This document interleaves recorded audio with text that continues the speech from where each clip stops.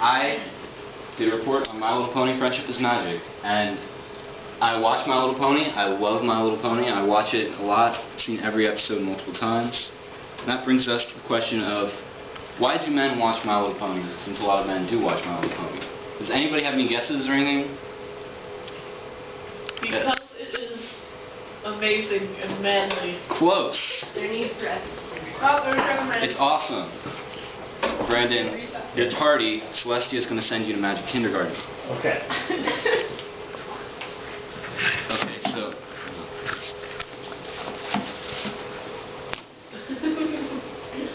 Okay, so this brings us to why it's awesome. Of course, so many people watch it because it is really, really awesome. All the characters are extremely relatable. They all have their character upsides and they all have their flaws, which makes them much more human than the typical cartoon character, which is perfect in every way. It's really boring. It's not lifelike at all. Characters are all extremely solid in their personality. They very, very rarely ever deviate from their set kind of personality. If they do, it's usually for a reason, something that goes along with the plot of the show. The voice actors are all amazing. They're just really, really good voice actors. They have very nice voices, and they have really great singing voices, which obviously would come in handy for a children's show. The graphics are awesome. They use a different system than most cartoons. I believe they render it in 3D first, and then they convert it to 2D, but don't quote me on that because I'm not completely sure. The storylines of each episode are really good. They all convey a really powerful message, and towards the end it all just gets tied in, and it's like, this is the message. It permeates the entire episode, and it comes together at the end in a beautiful way. The creators acknowledge the fan base a lot. They acknowledge, well, mostly they've acknowledged a character called Derpy Hoops, which is a background character. In the first episode, they made a mistake, and they made her eyes derped, so like one goes that way and one goes that way. And somebody on the 4chan boards picked up on it, and Derpy became like a huge meme on the internet, somebody that people really recognize. And they went through, since that was just an accident, they went through all the subsequent episodes and changed her eyes so they would be like that instead of being normal. Which, pretty big acknowledgement to the fan base. It has a huge nostalgic value for guys like my age and guys like up to 40 to watch the show. You guys might say it's a little creepy, but I'll explain that later on. It has a really strong nostalgic value for people because we haven't really watched cartoons since we were kids. And watching cartoons kind of gives us that feel like we're safe again, like we don't really have any responsibilities. We just kind of get away from it all. And it's designed for kids and parents. That's something that's really important about this show. It was designed to be something that the parents could watch with the kids without experiencing the urge to just rip their hair out of their head in boredom. And it doesn't include just dirty jokes that the kids just won't get, and parents will. I know some TV shows do that. It doesn't do that. It's clean, fun humor, literally for the whole family. It doesn't happen often. And I didn't say this earlier, but I meant to. I really am very proud of being a brony. I'm proud of being able to say, you know, I watch this show and I don't care what you think because it makes me happy. And that's what really matters to me. That's why I'm doing this. This show makes me happy. I'm very interested in it, and I'm doing a presentation on it. A lot of people on the internet, not so many in real life, but people in real life don't really know very much that I watch My Little Pony, will say that I have no life, or say that my life sucks because I watch My Little Pony. I say that when I hear that, I think the exact opposite. I think that you have lost sight of what's really important in your life, because this does make me happy. And beyond that, you know, what's the point of life in being happy?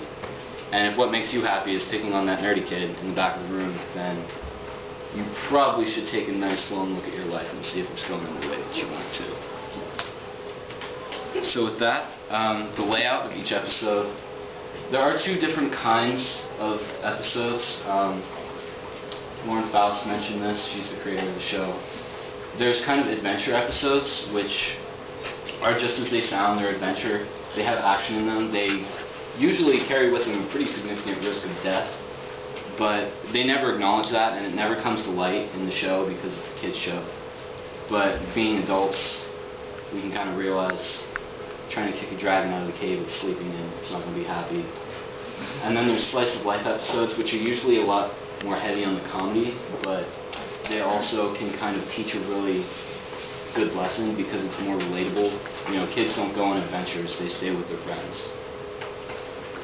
But usually in the episode layout, the character kind of slips into negativity, which is a hard thing to picture, but the characters, they all have flaws. They all have bad traits in their personality, and sometimes that flaw can kind of start to take over and consume their personality slowly throughout the course of the episode, and they don't really notice. But it affects their friends, and it affects the town, and it just affects the course of events.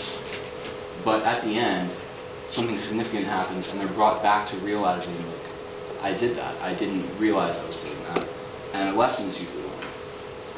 Very important life lessons are usually learned, and I don't really know what else to say for that, except that, like, I know, being my age, that these are really good life lessons that you kind of have to learn the hard way, which teaching kids these life lessons the easy way is definitely a good thing, because they will use them, they will learn them throughout their life. And it usually centers on one or two characters specifically. There's not very many that center on all six, because that would just take up too much time. Each character would only get a few minutes of actual stage time. And then it always ends with a friendship report, which, yeah, that's my next slide. They're written by Twilight to Princess Celestia. Twilight is Princess Celestia's faithful student. They're very important life lessons that are driven home by the episode's content. I already kind of went over that, but basically the content of the episode, in a roundabout way, always relates back to the friendship report. And at the end, it ties it all together in a way that's easy to understand and easy to see. It's useful to everyone.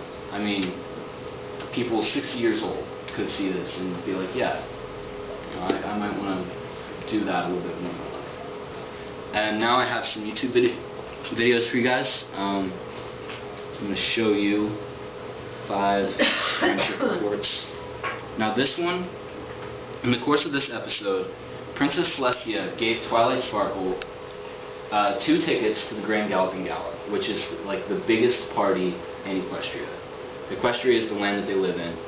Everyone in the town wants to go, and she has 6 friends, so she's extremely torn on who she wants to bring with her, or if she wants to give them both away, because she knows she'll be disappointing her friends. So, Dear Princess Celestia.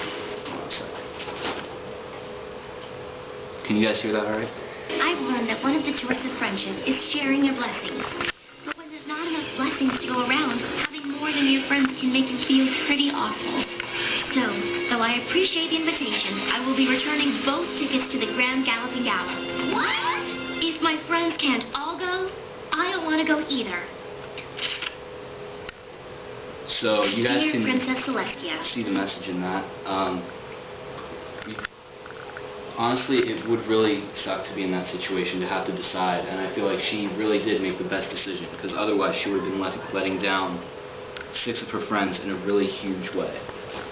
So, you know, it's kind of something to think about. The next one is Griffin Brushoff, which a friend of Rainbow Dash's comes back to town who's really mean. She's not a good friend at all. Dearest Princess Celestia, today I learned that it's hard to accept when some pony you like wants to spend time with some pony who's not so nice. Though it's impossible to control who your friends hang out with, it is possible to control your own behavior. Just continue to be a good friend. In the end, the difference between a false friend and one who is true will surely come to light. Your faithful student, Twilight Sparkle.